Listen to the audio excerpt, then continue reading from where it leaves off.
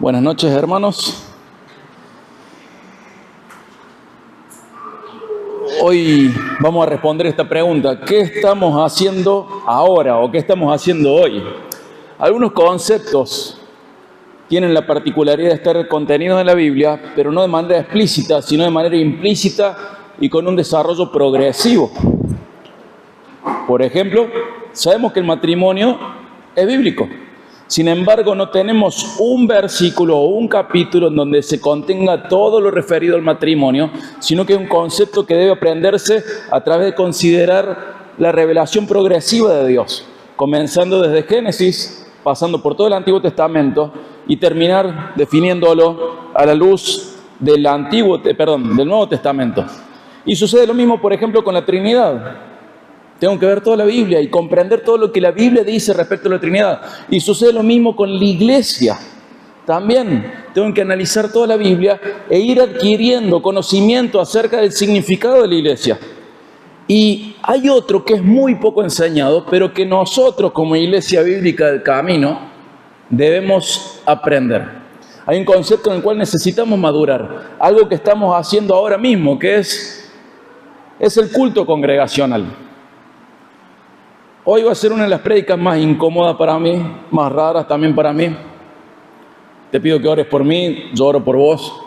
Pero necesitamos comprender qué estamos haciendo en este mismo momento.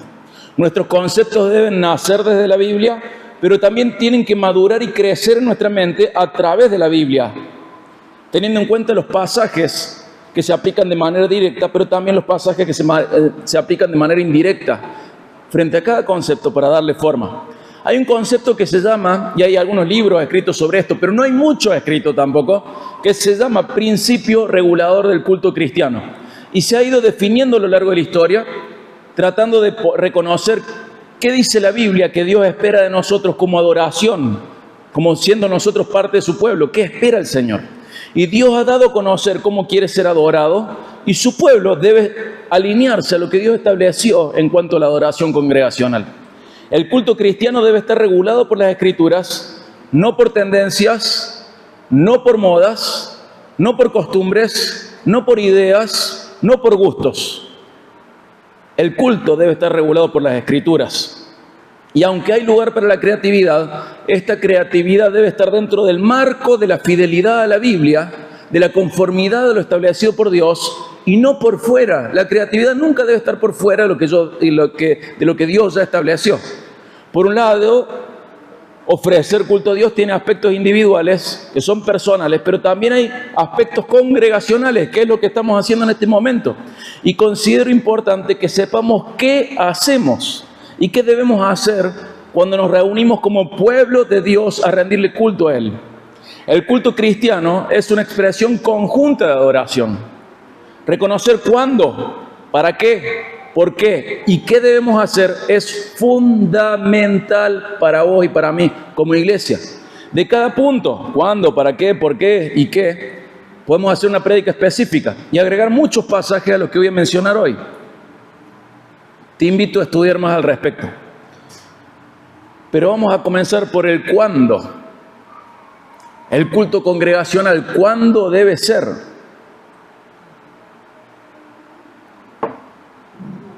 Y te animo a que en cada punto descubras, si no estás de acuerdo con lo que voy a leer y exponer, descubras si no estás de acuerdo por algo tuyo o por algo bíblico. Si es por algo bíblico, después corregime. Pero si es por algo tuyo, permití que el Señor corrija tu vida. ¿Sí? No les pregunto amén, pero me encantaría decir amén. El culto cristiano es los domingos. ¿Por qué los domingos? Bueno, Mateo 28, 1 al 6, Marcos 16, 12, Lucas 24, 1, Juan 21, nos dice que Jesús resucitó el domingo y el culto es una celebración regular y periódica de la resurrección de Jesucristo. Vamos por más. Los discípulos estaban reunidos un domingo, nos dejaron ver que estaban reunidos un domingo, 50 días después, cuando recibieron el Espíritu Santo, cuando fue Pentecostés, Hechos 2. Y no queda ahí. Los primeros discípulos, la iglesia primitiva, se reunía los domingos para participar de la Santa Cena, Hechos 27. Esos mismos discípulos se juntaban los domingos para ofrendar, los de la iglesia primitiva, 1 Corintios 16:2. Además, hay una fiesta que sigue al día siguiente al sábado de Pascua. ¿Cuál es el día siguiente al sábado? Domingo. El día después de Pascua se celebraba la fiesta de las primicias y se ofrendaban los primeros frutos como una señal de gratitud y de dependencia a Dios. Y nosotros celebramos la primicia de la resurrección. Jesucristo resucitó. ¿Qué día? El domingo. 1 Corintios 15:20 es la primicia de la resurrección. Y ese día es el que se identifica como Día del Señor, el domingo, en los registros de la iglesia primitiva. Y uno puede decir, no, eso no es verdad. Sí es verdad. En Apocalipsis 1:10 Juan cuenta que estaba en el Día del Señor, pero tenemos documentos antiguos como la de Ageo de H que identifican al Día del Señor como ¿qué día? El domingo. Históricamente, desde el comienzo de la iglesia, el domingo ha sido el día normal de reunión de los cristianos en la iglesia. Y su práctica, ¿a dónde se remonta? A la iglesia primitiva. Los cristianos adoran los domingos celebrando la resurrección de Jesucristo de manera semanal, regular. Es una celebración periódica. Y hay algo muy importante, hermano. No debemos limitar nuestra adoración a ningún día particular de la semana. O sea, limitarlo no. Tampoco debemos pensar que hay un día especial en el cual no descansemos en el Señor. Debemos descansar en el Señor todos los días. Pero hay mandamientos, más de 20, que solo pueden ser obedecidos en el contexto del entorno congregacional. Y desde los tiempos del Nuevo Testamento, los cristianos se han reunido los domingos para cumplir esa serie de mandamientos. Nosotros generalmente pensamos en mandamientos de manera negativa. No robarás, no codiciarás, no matarás. Pero hay mandamientos que son de manera positiva. Hacé esto. Y por lo menos hay 20 que dicen, hagan esto unos a otros. ¿Y cómo hago unos a otros? Me tengo que poner de acuerdo. ¿Y desde cuándo nos juntamos los domingos? Desde que Jesús resucitó nos juntamos los domingos. Sabemos que tenemos que aprender a diferenciar lo que es descriptivo de normativo. ¿Se acuerdan? Cuando yo veo un patrón en la Biblia, ¿qué tengo que aprender? Que ese patrón establece una norma. La suma de eventos descriptivos establecen una norma. Los domingos fueron los días en los cuales la iglesia primitiva se reunió. Cuando hay un patrón en la Biblia, podemos reconocer que algo que parecía descriptivo es algo normativo. El día bíblico para reunirse es el domingo. ¿Es el único día en el que nos podemos juntar? No. Pero es el día que coincide con un montón de cosas que la iglesia primitiva reconoció, que nosotros debemos reconocer. Es cuando Jesús resucitó, es cuando el Espíritu Santo llegó, y muchas razones que acabo de mencionar. Y yo puedo ser el rebelde y querer juntarme el lunes. Pero ¿cómo vas a hacer para respetar, para obedecer esos mandamientos que Dios te manda que cumplas en el entorno congregacional? Solamente reuniéndome con el resto. ¿Y el resto cuándo se junta? Los domingos. ¿Por qué? Porque el patrón bíblico es que el pueblo de Dios se junte los domingos. Ahora la pregunta ¿es bíblica nuestra regularidad para rendir culto a Dios de manera congregacional? Esta pregunta nos va a acompañar frente a cada punto. ¿Es bíblico lo que estamos haciendo? El patrón bíblico es que la iglesia se junta ¿qué día? El domingo. No restringimos la adoración ese día, pero ese día de una manera especial nos predisponemos para cumplir esos mandamientos de unos a otros. Segunda pregunta, ¿para qué tenemos el culto congregacional? Ya establecimos el cuándo, ahora el para qué. Bueno, 1 Corintios 10:31 dice así, ya sea que coman o que beban o que hagan cualquier otra cosa, háganlo todo ¿para qué? Para gloria de Dios. Lo principal es que sea de tal manera que dé gloria a Dios. Toda acción humana, de su pueblo sobre todo, desde la más básica como alimentarse y hidratarse, a las más complejas, dice, hagan cualquier otra cosa, deben ser realizadas de tal manera que Dios sea glorificado por ello. Y esto incluye absolutamente al culto dominical, al culto congregacional. Hace varios años leí una frase de un profesor, que un profesor citó, mejor dicho, en donde él dice, ¿qué es la gloria de Dios? James Hamilton Jr., pastor, teólogo contemporáneo, nosotros dice esto de la gloria de Dios. Viste que mucha gente pregunta, ¿qué es la gloria de Dios? Bueno, podemos definirlo de un montón de maneras y me gustó cómo lo definió él. Escucha esto. La gloria de Dios es el peso de la majestuosa bondad de quién es Dios y el nombre resultante o la reputación que Él gana en el mundo al revelarse como creador, sustentador, juez, redentor, perfecto en justicia, misericordia, bondad, amor y verdad. La gloria de Dios provoca alabanzas a Dios. O sea que nuestro culto tiene que ser para glorificar a Dios. ¿De qué manera? De tal manera que el mundo reconozca y conozca la gran reputación de nuestro Dios. Que el mundo considere la reputación de Dios y diga, merece mi alabanza. Eso es lo que hacemos al glorificar a Dios. Tenemos que glorificar a Dios. ¿Para qué hacemos el culto congregacional? Para glorificar a Dios. Y dentro de glorificarle está reflejarle fielmente. 1 Corintios 14:40, hablando del culto también, dice, hagan todo decentemente y en orden. El culto a Dios debe ser acorde al carácter de Dios. Hay gente que piensa que Dios es una especie de duende místico, misterioso, que juega a la escondida, que hace cosas raras, que dejó la Biblia porque a veces funciona así, a veces se comporta así, otras veces no. Dios no es así, no es un duende, no es una entidad misteriosa, mágica. Ha dejado un libro para que nadie nos engañe diciendo que de otra manera. Dios se ha revelado de tal manera que nadie nos puede engañar con un libro. Muchachos, no se dejen engañar, acá estoy. Y ahí nos muestra que es un Dios de orden. El culto debe ser en orden. Él no es indecente ni desordenado. El culto debe ser de tal manera que refleje el carácter de Dios. El culto no puede ser de una manera diferente a Dios. Dios es un Dios de orden, Dios es un Dios de decencia, y Él manda, a través de Pablo, que el culto sea decentemente y con orden. Por el contrario a la indecencia o el desorden, el orden refleja la naturaleza de Dios y tiene que ser de tal manera que edifique a los presentes, sin dar lugar al desorden o a la confusión. La adoración congregacional, el culto, la reunión general, debe ser edificante, comprensible, no caótica, no confusa, y siempre glorificando a Dios. Todo, dice Romanos 11:36, dice, porque de Él, por Él y para Él son ¿cuántas cosas? Todas las cosas. A Él sea la gloria por siempre. Amén.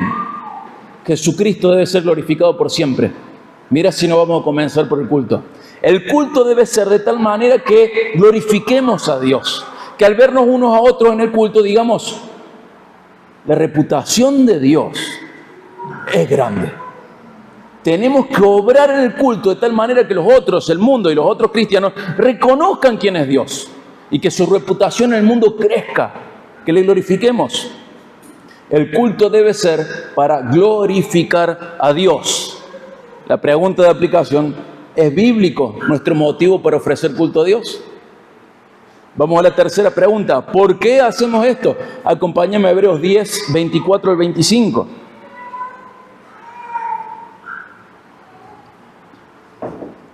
Hebreos 10, 24 al 25.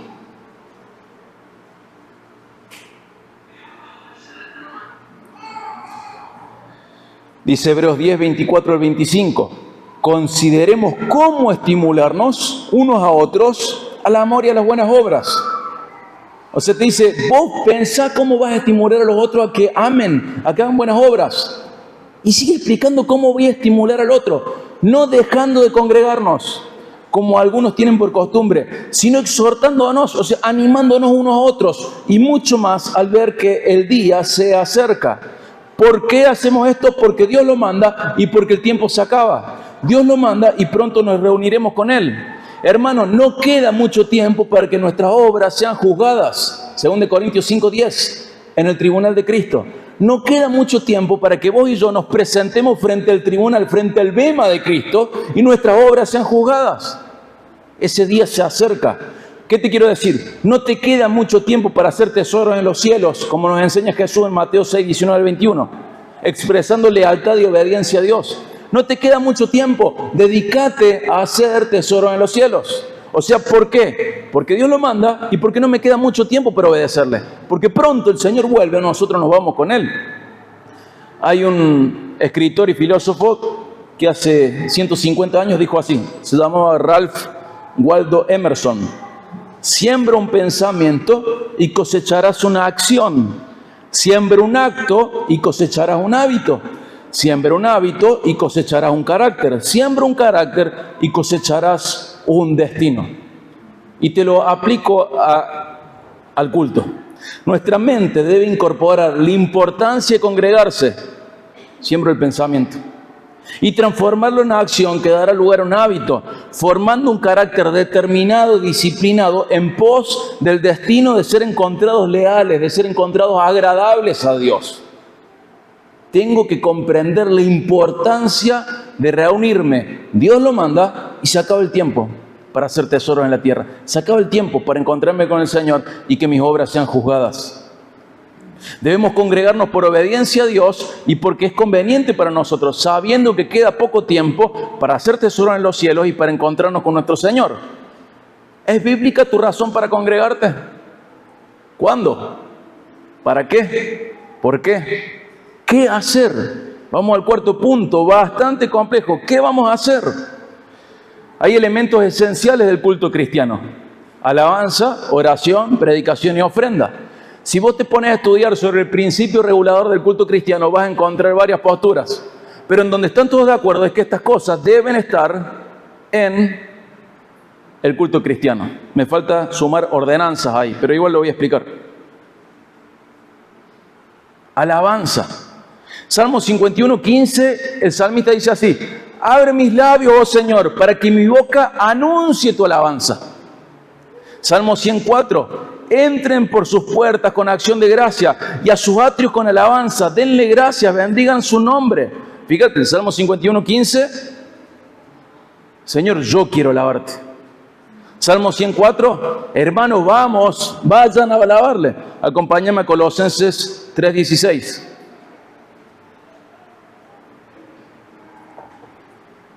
Acá hay varios mandamientos que se cumplen en el entorno congregacional. Colosenses 3:16. Que la palabra de Cristo habite en abundancia en ustedes, con toda sabiduría, enseñándose y amonestándose unos a otros, con salmos, himnos, canciones espirituales, cantando a Dios con acción de gracia en sus corazones. Estoy agradecido y canto con mis hermanos, de tal manera que canto cosas espirituales que sirven para enseñar, para amonestar, que sirven para que el otro crezca en sabiduría. Y es lo que acabamos de hacer. El Señor nos manda. Salmo 51, 15, Señor, permitime alabarte. Salmo 104, hermanos, vayan a alabarle. Colosenses 3, 16, hermanos, alabemos juntos. El deseo propio, la invitación a otros y darle ejemplo a otros son parte de la alabanza congregacional. El contenido de la alabanza es fundamental. ¿Estás de acuerdo en que es importante que la alabanza sea bíblica? Sí, te voy a pedir el amén ahora. ¿Estás de acuerdo que decís, yo quiero que la alabanza sea bíblica? ¿Estás de acuerdo? Acompáñame a Isaías 29, 13. Tenemos varias bandas de música que nos bendicen. Sus letras son bíblicas. No piden que caiga fuego del cielo, que venga su presencia, porque saben que ya vivimos en la presencia de Dios. Saben que cuando cayó fuego fue juicio, y suena muy lindo, pero en Pentecostés no cayó fuego, se prendieron como si fuesen llamas de fuego encima de los hermanos en Pentecostés. Y disfrutamos de la letra bíblica de las canciones. Pero quiero decirte algo, es tan importante el contenido de la alabanza como la actitud de la alabanza. Jesús, quédate ahí en Isaías, Jesús en Mateo 15, 8, 9 dice: este pueblo con labios me honra, pero su corazón está muy lejos de mí. En vano me rinden cultos, enseñando como doctrinas preceptos de hombres. Pero fíjate en Isaías 29, 13. Y quiero remarcar esto, hermano.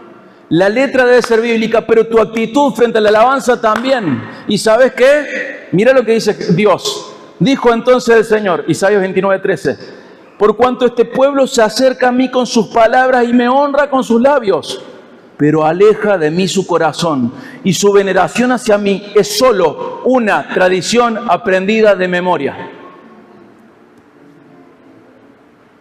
¿Cuántas veces nos veo cantando letras así? Tradición aprendida de memoria. El Señor dice: no quiero esto. Está bien que la letra sea bíblica, pero la actitud también. Vamos a alabar a Dios. Hay gente que da la vida en la cancha por un equipo de fútbol, por ver 22 adultos jugando un juego. Y hay cristianos que se juntan a otros y no sienten nada cuando tienen la oportunidad de cantar junto a otros al Dios único, verdadero. No sienten nada, nada. No es bíblico. Y Dios dice, sus labios me honran, pero su corazón está lejos. Es una tradición aprendida de memoria. Arrepiéntanse. Señor, nosotros cantamos la IBI, cantamos Sovereign Grace. Nuestras letras son bíblicas, pero tu actitud no. Tus labios me honran, tu corazón está lejos. No sentís nada cuando cantás.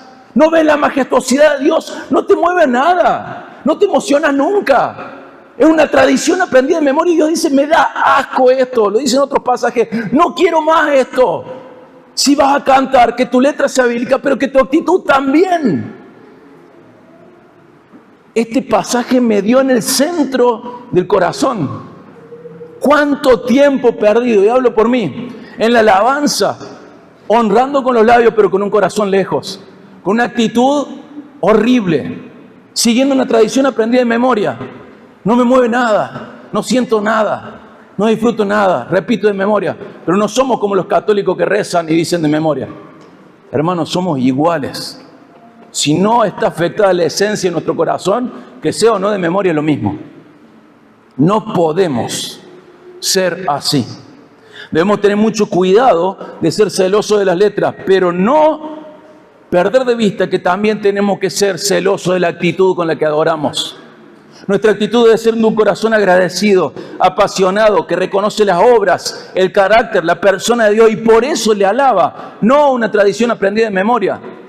El porcentaje de la gente que alaba como una tradición aprendida de memoria en esta iglesia es altísimo y tenemos que arrepentirnos de eso. Y me están temblando las rodillas y las manos. Nos tenemos que arrepentir, hermanos. La iglesia bíblica no debe ser bíblica como un cartelito, debe ser bíblica porque se somete a las Escrituras. Se somete a las Escrituras. Y Dios dice, basta de honrarme con los labios y no con el corazón. Basta de seguir una tradición aprendida de memoria. Denme su corazón. Alaben de verdad. Debemos alabar bíblicamente, tanto en contenido como en actitud. Y si una parte falta, estamos fallando. La pregunta es bíblica nuestra alabanza, tanto en contenido como en actitud? Mucha importancia el contenido. ¿Y la actitud? Y encima te digo algo peor. Que el contenido sea bueno y la actitud sea mala, es una cosa horrible. Más feo que las dos cosas sean malas.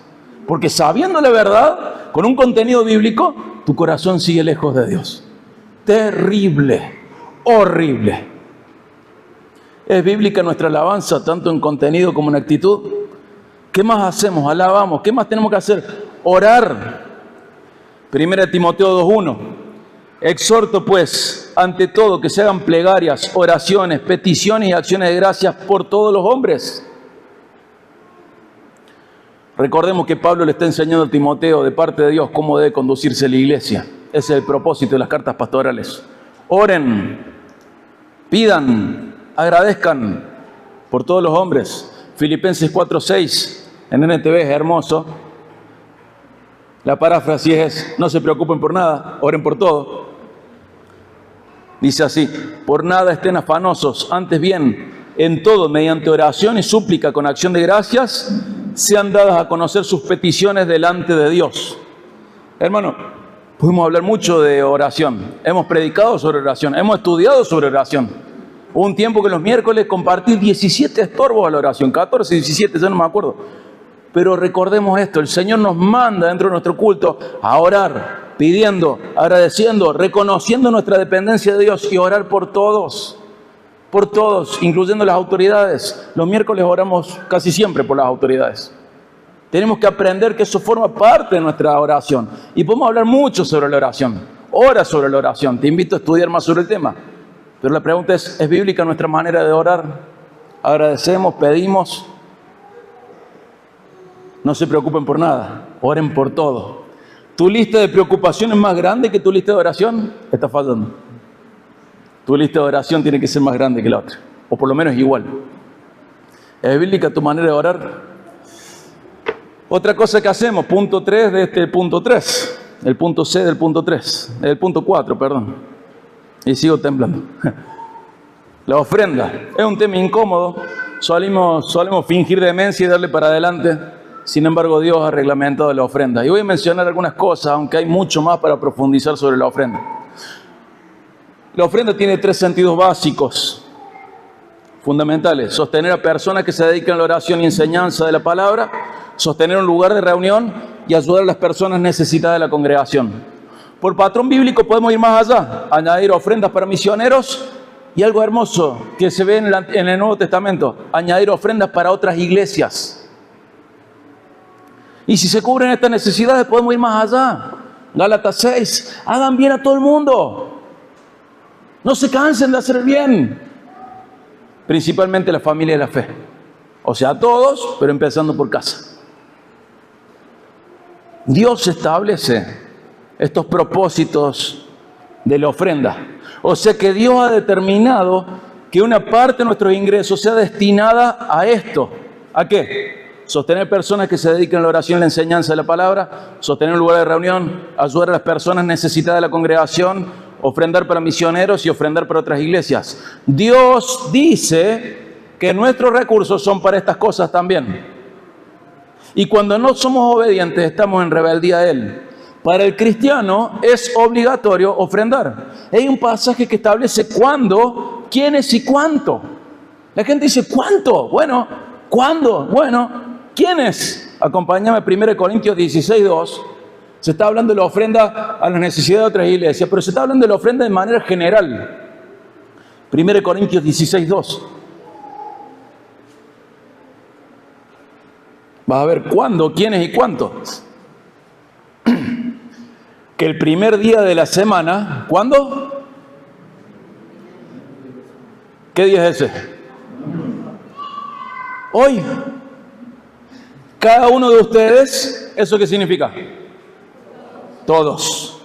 Aparte y guarde según haya prosperado. Ahí tenés el cuánto. El domingo, todos según hayamos prosperado. Cada uno, hermano, vos tenés ingresos, sos hijo de Dios, formás parte de la congregación, vos tenés que ofrendar. La ofrenda a nivel números tiene como punto de partida la prosperidad. Cada uno de según prosperó, lo que quiera, pero según prosperó. Podemos dar más que eso, pero no deberíamos dar menos que eso. La prosperidad económica del cristiano no es simplemente o principalmente para mejorar su nivel de vida, sino para participar más en la extensión del reino de Dios. Cuando aumentan nuestros ingresos, ¿se evidencia solamente en mi nivel de vida o también en mi ofrenda? No está mal prosperar. No está nada mal prosperar. Está mal aumentar mi calidad de vida sin aumentar mi participación económica en la obra de Dios en la tierra. O sea, está mal aumentar mi calidad de vida sin aumentar mi ofrenda. Cada uno según prosperó. El trabajo es dado por Dios para un montón de cosas y entre ellas para financiar, para sostener su obra en la tierra. A nivel concreto, a nivel cuantificable, no es según la comparación con otro ni según las ganas que tengo, es según cuánto prosperé. Todos según cada uno haya prosperado. Además Jesús dijo en Hechos 20:35, Pablo nos enseña que Jesús dijo, y Pablo nos enseña en Hechos 20:35, que Jesús dijo, más bienaventurado es dar que es recibir. Hermano, cuando no estás dando, estás tomando por mentiroso a Jesús. Estás no tomando en serio sus palabras. Estás declarando tu incredulidad y que Jesús no es digno de confianza. Y de paso estás declarando tu necedad, tu rebeldía y tu desobediencia a sus enseñanzas. Él enseñó que es más bienaventurado dar que recibir. Pero si no, yo soy más bienaventurado quedándome que dando. Jesús te dice que no y voy a decir que sí. Bueno, resuélvelo con Jesús. Jesús te dice, ¿saben lo que es bienaventurado? Feliz, dichoso. La idea hebrea es favorecido de lo alto. Es más favorecido de lo alto el que da que el que recibe. Señor, no te creo. Bueno, eso le decimos cuando no queremos dar. Me tiemblan las manos, las rodillas, la boca, todo. Otros pasajes nos enseñan que la ofrenda debe ser administrada por los líderes de la iglesia. Hechos 4:35. Debe realizarse con liberalidad. Romanos 12:8. Con alegría porque de esa manera agrada a Dios. 2 Corintios 9:7. Hay gente que dice, no, yo manejo la ofrenda como yo quiero. Una parte de eso es cierta, pero hay otra parte que no. El patrón bíblico es que vaya a los líderes de la iglesia para que ellos administren según el conocimiento que tienen de las necesidades de la congregación. El punto de partida es que nos creemos dueños de nuestros recursos. Y Dios nos dice una y otra vez que no somos dueños, ¿somos qué? Administradores. Dice que debo realizar con liberalidad, que se debe realizar con liberalidad. ¿Qué significa eso? Con desprendimiento. Hay gente que le quiere poner un GPS al billete de 20 pesos que puso. Pero yo quiero ver que se transforme en un aire acondicionado. Hermano, no va a pasar eso.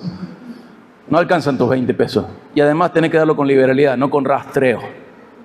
Y si no te gustan los líderes de esta iglesia que fueron elegidos por la congregación, andate a una iglesia donde vos puedas dar con liberalidad.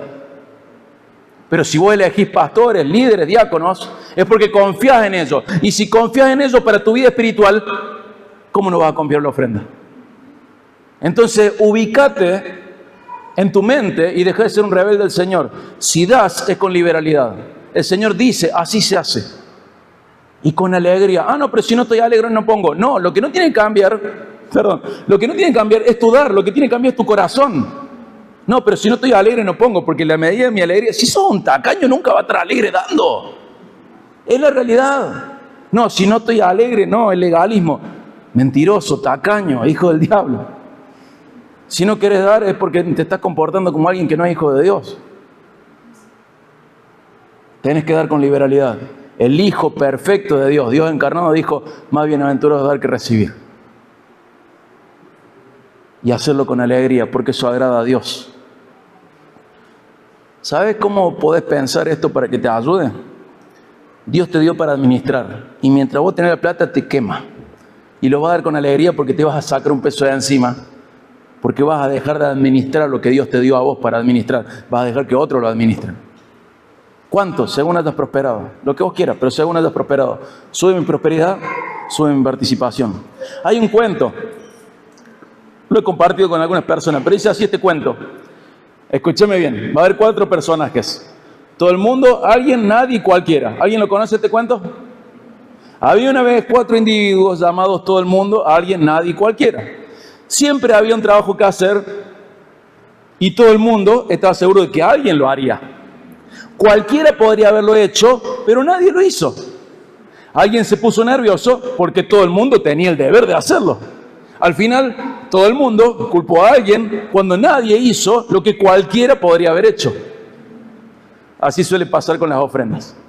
Esperamos que las cosas funcionen, pero evadimos nuestra responsabilidad personal para hacerlas funcionar. Evadimos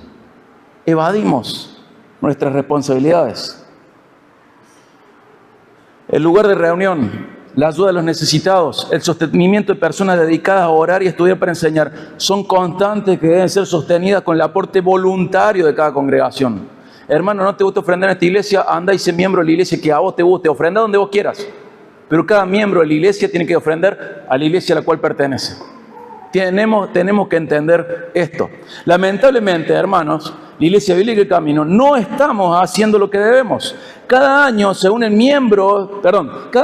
número de miembros que sea, cada año hemos tenido problemas hasta para pagar el alquiler de cada lugar en el que hemos estado.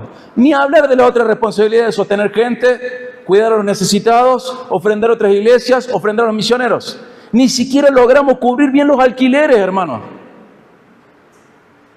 Cada uno sabe si uno mismo está siendo un rebelde con el Señor al respecto. Pero es una locura esto, porque a todos nos gusta tener un lugar accesible, seguro, pero queremos que lo financie otro. A todos nos gustaría tener un aire acondicionado. Nos morimos de calor en este lugar, nos morimos de frío. Y eso es al final de la lista. Ni siquiera podemos pagar el alquiler. Somos adultos, dejemos de comportarnos como niños al respecto. Ni siquiera logramos cubrir bien el alquiler. ¿Cómo podemos explicar esto?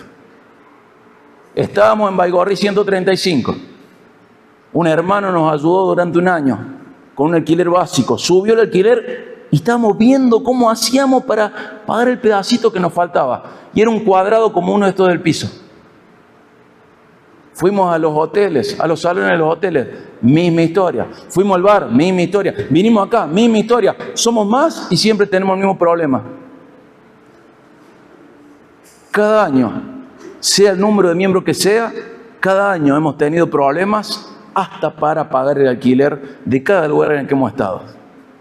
Ni hablar de ir detrás de las otras responsabilidades que cada iglesia tiene que cumplir.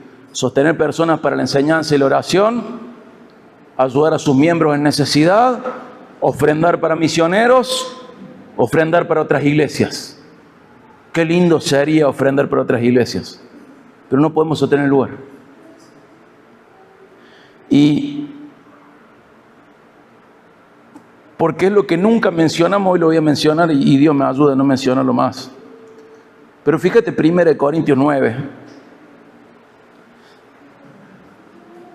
Jesús ordenó que algunas personas se dediquen a la enseñanza, a la congregación y vivan de la enseñanza. 1 Corintios 9, 7, el 11 y el 14. ¿Quién ha servido alguna vez como soldado a sus propias expensas? ¿Quién planta una viña y no come de su fruto? ¿Quién cuida un rebaño y no bebe de la leche del rebaño? ¿Acaso digo esto según el juicio humano? ¿No dice también la ley esto mismo? Pues en la ley de Moisés está escrito, no pondrás bozal al buey cuando trilla. ¿Acaso le preocupan a Dios los bueyes? ¿O lo dice especialmente por nosotros? Sí, se escribió por nosotros, porque el que ara debe arar con esperanza y el que trilla debe trillar con la esperanza de recibir de la cosecha. Si en ustedes sembramos lo espiritual, ¿será demasiado que de ustedes cosechemos lo material? Así, fíjate el 14, así también ordenó el Señor. ¿Quién es ese Señor? ¿Quién es? Jesús, el dueño de la iglesia. Así también ordenó el Señor que los que proclaman el Evangelio vivan del Evangelio.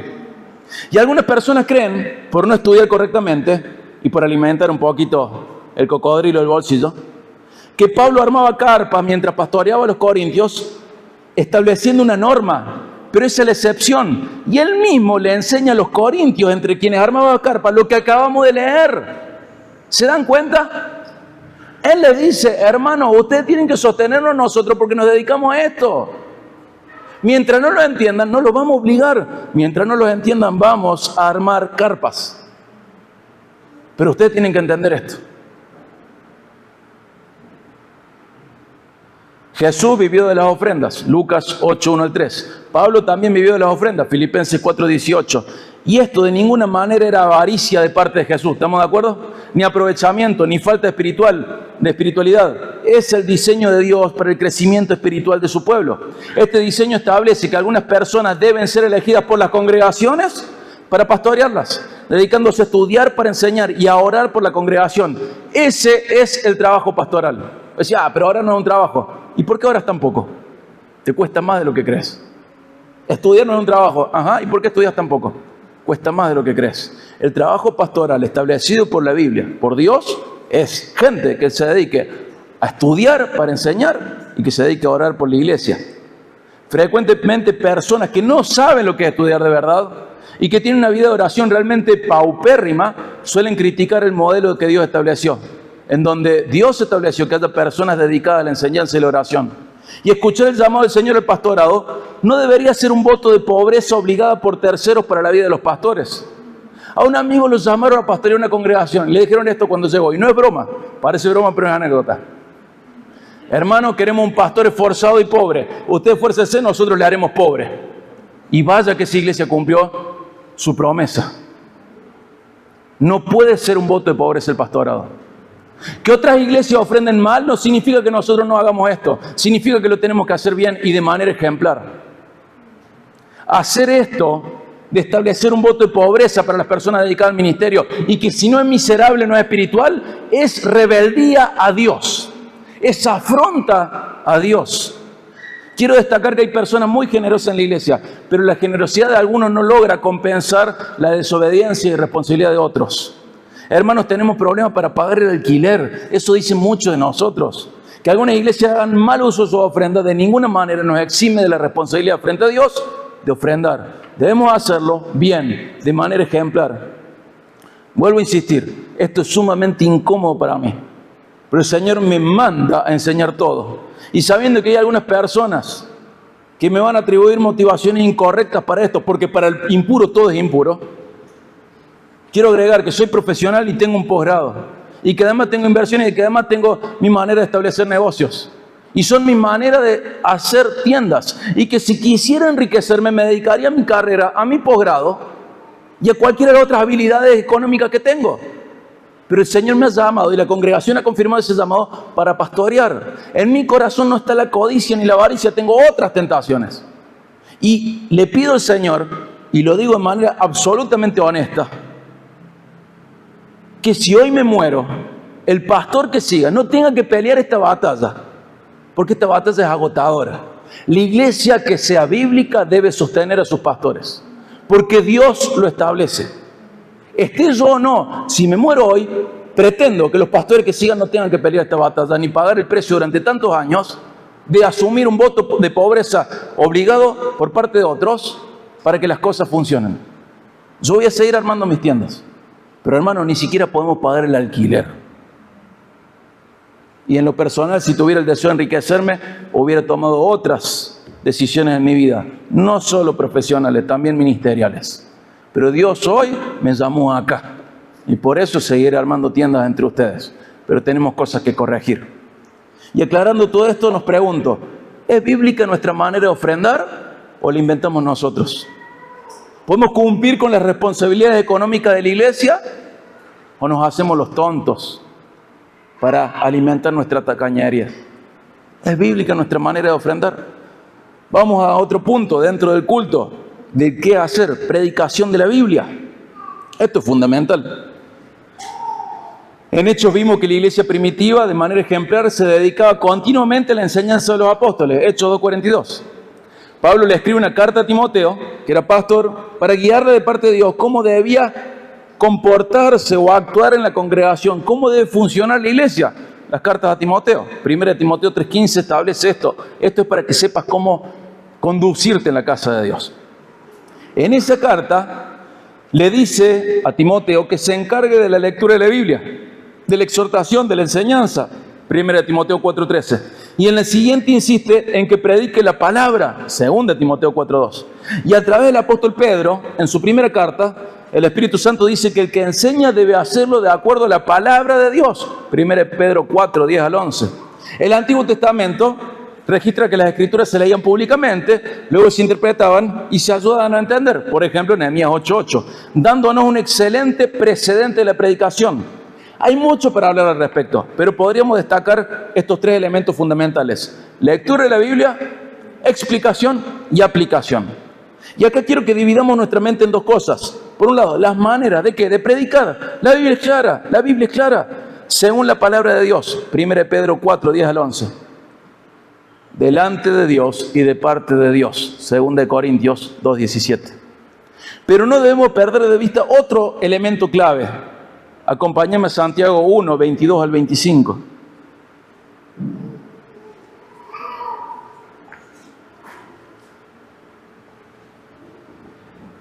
Santiago 1, 22 al 25. Perdón, 22 y 25. Este otro elemento clave establece algo que pasa en la predicación. La predicación tiene que ser según la palabra de Dios, 1 Pedro 4, 10 al 11, y delante de Dios y de parte de Dios, 2 Corintios 2, 17, pero el otro elemento clave es que Dios exige atención y respuesta a su palabra. Santiago 1, 22, sean hacedores de la palabra y no solamente oidores que se engañan a sí mismos.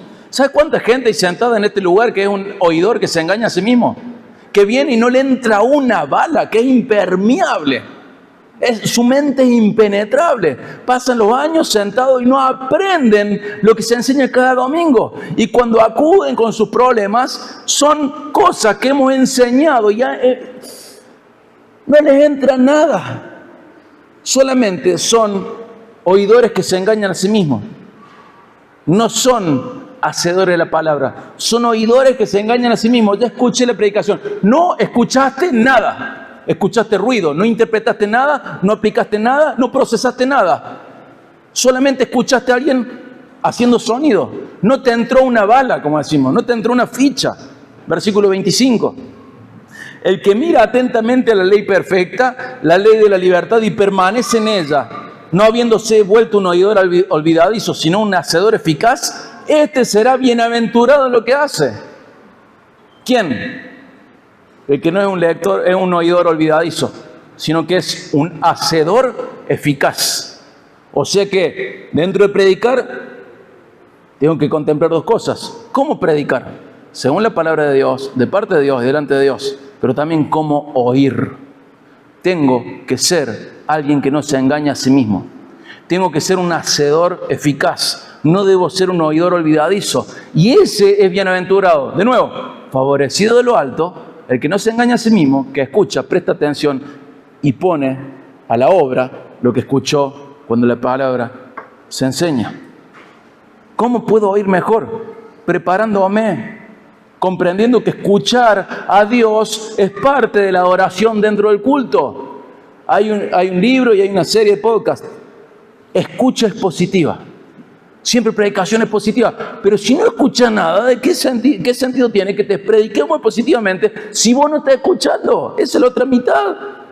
Escucha expositiva. ¿Cómo podemos mejorar? Bueno, tenés que comprender que estás oyendo a Dios y el predicador está predicando la palabra de Dios. Y tengo que organizar el día anterior para no estar cansado del día del culto. Voy a escuchar la palabra de Dios y vengo a dormir a la reunión. Oidor que se engaña a sí mismo no es bienaventurado. Oidor olvidadizo no es un hacedor. Tengo que organizarme para que en mi culto yo le ofrezca mi adoración, mi atención a Dios. Eso forma parte de la adoración. No venís a otra cosa que no sea ofrecerle culto a Dios. Todo lo que estamos hablando tiene que ver con esto. ¿Con qué le estoy entregando este domingo? Le entrego mi atención a la palabra de Dios. Tengo que comprender que cuando el predicador lee la palabra, está predicando la palabra, y cuando la explica, está explicando lo que Dios dice. Y tengo que ser intencional en los medios que me hagan falta para prestar atención. Tomar nota suele ser muy útil para prestar atención. Y vas a ver cómo el Espíritu Santo utiliza eso que se predica cada domingo para transformar tu vida. Porque así trabaja el Espíritu Santo. Usa lo que te entra a vos y lo pone de tal manera en tu mente y en tu conciencia para que lo apliques en tu día a día, en tu matrimonio, en tu trabajo y haya cambios. Que no seas un oidor olvidadizo, que seas un hacedor eficaz. Hacedores de la palabra. Tengo que ser intencional. ¿Es bíblica nuestra enseñanza? Yo creo que sí. ¿Pero es bíblica nuestra atención a la enseñanza? No sé. Otro punto, dentro del qué. Ordenanzas.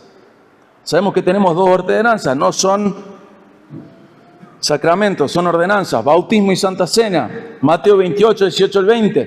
Toda autoridad me ha sido dada en el cielo y en la tierra. Jesús manda sobre todo el universo. ¿Y sabes qué? Te ordena, anda, a ser discípulos de todas las naciones, bautizándolos en el nombre del Padre, del Hijo y del Espíritu Santo, enseñándoles a guardar todo lo que les he mandado. Y recuerden, yo estoy con ustedes todos los días hasta el fin del mundo. Jesús te manda a practicar el bautismo de los nuevos discípulos. Jesús nos manda, Él tiene toda autoridad y te manda a bautizar. La Santa Cena, Lucas 22, 19 al 20. Tomando el pan, después de haber dado gracia, lo partió y les dio diciendo: este es mi cuerpo que por ustedes es dado, hagan esto en memoria de mí. De la misma manera tomó la copa después de haber cenado, diciendo: esta copa es el nuevo pacto de mi sangre que es derramada por ustedes. En el bautismo damos y recibimos testimonio de que una persona se ha identificado con Cristo y ha comenzado una nueva manera de vivir, con un corazón sensible a Dios. Ese famoso corazón de carne. Fue removido su corazón de piedra. Ahora tiene un corazón de carne, sensible a Dios. En la Santa Cena damos y recibimos testimonio de estar en comunión con Dios y con el pueblo de Dios. Agradecemos por la obra de Jesús a favor de lo que creímos, de los que creímos en el Evangelio. Lo leo porque me hice lío. En la Santa Cena damos y recibimos testimonio de estar en comunión con Dios y con su pueblo, gracias a la obra de Jesús a favor de los que creímos en el Evangelio. Son dos cosas que están instituidas por Jesús para que sean celebrados por sus seguidores en conjunto. Nadie puede participar de la Santa Cena solo, nadie puede bautizarse solo. Eso es en conjunto, en plural. Instituidos por Jesús para que sean celebrados por sus seguidores en conjunto, recordando su persona, su vida, su identidad, su sacrificio, sus obras, el Evangelio. Y esto debe formar parte de nuestro culto. No vamos a bautizar a gente todos los domingos, pero eventualmente sí. Y nosotros, gracias a Dios, participamos en la Santa Cena todos los domingos. ¿Es bíblica nuestra manera de obedecer las ordenanzas? Y quiero ir al punto 5, que es el último antes de la conclusión. Ese motivo extra. ¿Cuál es el motivo por el cual hacemos todo esto? Las misericordias recibidas por Dios nos llevan a una vida de agradecimiento, expresando adoración. Y eso debe incluir nuestro culto congregacional al Señor. Nuestra vida debe ser de adoración, incluyendo nuestro culto. Nuestra adoración no debe estar restringida al culto, pero el culto debe estar dentro de nuestra adoración. Romanos 12:1. Por tanto, hermanos, les ruego por las misericordias de Dios que presenten su cuerpo como sacrificio vivo y santo, aceptable a Dios. Es el culto racional de ustedes presentarse como un sacrificio vivo, santo y agradable a Dios. O sea, es lógico que viendo la misericordia que Dios tuvo con vos, presentes tu vida de manera sacrificial, santa y agradable a Dios. Y es un llamado a un tipo de vida sacrificial, santa, agradable a Dios, como respuesta de agradecimiento por la misericordia que recibimos de Dios al creer en Cristo Jesús como Señor y Salvador. Pero si esto es para toda la vida, ¿cómo no se va a expresar en el culto congregacional? ¿Se expresará en el resto de la semana? Si no se expresa en el culto congregacional, difícilmente. Acompáñame a Hebreos 12, 28 al 29, y puedes dejar ya tu dedo en Hebreos 12 o dejar la Biblia abierta en Hebreos 12. Dice Hebreos 12, 28 al 29.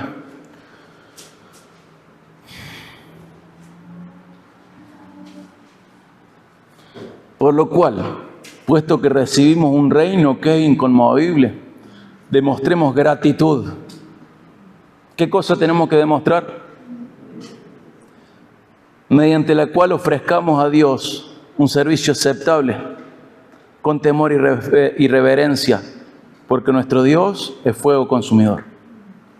Hermanos, debemos hacer todo porque Dios es digno de ser glorificado. Él merece la gloria. Además, la gratitud en respuesta a su gracia para con nosotros es un gran motivador. Quien no ofrece un culto de manera correcta es porque no considera la verdad. ¿Sabe cuál es la verdad? Dios es digno de que glorifiquemos su nombre, y la salvación que recibimos nos lleva a una vida de agradecimiento que se expresa de muchas maneras, entre ellas en un servicio aceptable a Dios, respetuoso y reverente, incluyendo el culto que le rendimos cada domingo. Hermano, no venimos a mirar un show, venimos a rendir culto a Dios los domingos. Vengo a ofrecerle mi culto. Le digo a un amigo, hermano, no estás yendo a tu iglesia, estás llegando tarde. Pero no pasa nada, pero te estás perdiendo la alabanza. No me pierdo la gran cosa. ¿Por qué? Porque él piensa que va a ver el show de los músicos. ¿Cuánta gente va hacia la iglesia? No venís a mirar un show, venís a rendir culto a Dios con otros cada domingo. Somos protagonistas de un evento realizado para glorificar a Dios en el mundo. Eso es lo que hacemos los domingos. ¿Cuándo? El domingo. ¿Para qué? Para glorificar a Dios. ¿Por qué? Porque Dios manda y el tiempo se termina. ¿Qué hacer? Alabanza, oración, predicación, ofrenda, ordenanzas. Elementos esenciales del culto cristiano. Un motivo extra, agradecimiento por la misericordia de Dios recibida en Jesucristo cuando creímos el Evangelio. Venís a ofrecerle culto a Dios. Cuando alabás, le estás ofreciendo a Dios el fruto de tus labios. Cuando orás, le estás ofreciendo a Dios tu tributo en agradecimiento, tu petición reconociéndolo como Padre. Estás declarando tu dependencia de Dios. Cuando predicas o cuando escuchás la prédica, le ofreces culto a Dios. Cuando hablamos o cuando oímos, tenemos maneras de hacerlo de tal manera que le ofrezcamos culto a Dios. Cuando ofrendamos, le estamos ofreciendo culto a Dios. Cuando participamos de la Santa Cena y de los bautismos, estamos ofreciendo culto a Dios. ¿Y por qué hacemos esto? Porque estamos agradecidos por la misericordia de Dios que hemos recibido en Jesucristo al creer en Él para salvación. Hermanos, Dios es digno de un tipo de culto, el bíblico. Y tenemos que darle el culto que merece hasta que Él vuelva. Hay muchas partes de este mensaje muy difíciles de predicar. Pero Dios es digno que prestemos atención a lo que Él dice en su palabra. El culto que debemos entregarle debe ser el bíblico. Vengo a ofrecer culto al Señor el domingo con mis hermanos, entre los santos. No vengo a ver un show. Vengo a rendir culto al Dios vivo. Soy protagonista de un evento realizado con mis hermanos para glorificar a Dios. Vengo a rendir culto. Vos viniste hoy, te sentaste ahí por un montón de razones, pero tenés que saber que esta es la única cierta. Para rendir culto a Dios con tu atención, con tu alabanza, con tu ofrenda. Rendir culto a Dios. Eso hacemos los domingos. Vamos a orar. Padre, rogamos, Señor, que más allá de los temas sensibles, molestos, incómodos, más allá de mi torpeza, mi afonía, te ruego, Señor, que cambies nuestros corazones, que realmente nos sometamos a tu diseño para con la iglesia, para el culto, que comprendamos que las cosas no son como nosotros queremos. Esto no es una democracia, esto es una monarquía en la cual vos sos Dios, vos sos el Rey. Señor, sabemos que es una prédica incómoda. Trata con nuestros corazones, Señor. Ayúdanos a rendirte culto como vos mereces. Vos sos digno de recibir un culto de acuerdo a tu palabra. Vos has establecido cómo debe ser adorado. Ayúdanos a comprender que eso debe impactar toda nuestra vida. Pero ¿de qué manera impactaría nuestra vida si ni siquiera impacta nuestro culto durante 2 horas a la semana? Ayúdanos a arrepentirnos y comprender de que esto no es para nadie más que para vos. Vos debés ser glorificado por nuestro culto. Ayúdanos, Padre, a vivir y a morir de tal manera que vos seas glorificado. Ayúdanos a agradecer tanto por la misericordia recibida en Jesucristo, que entreguemos nuestra vida como un sacrificio vivo, santo y agradable a vos. Gracias, Padre, por tu paciencia y tu misericordia. Ayúdanos a ser humildes frente a tu palabra. Ayúdanos a ser oidores que no son olvidadizos. Ayúdanos a ser hacedores de la palabra. Ayúdanos, Señor, a algún día merecer el título de la iglesia bíblica. Te necesitamos, Señor. Perdónanos por nuestra rebeldía. En el nombre de Jesús, nuestro Salvador.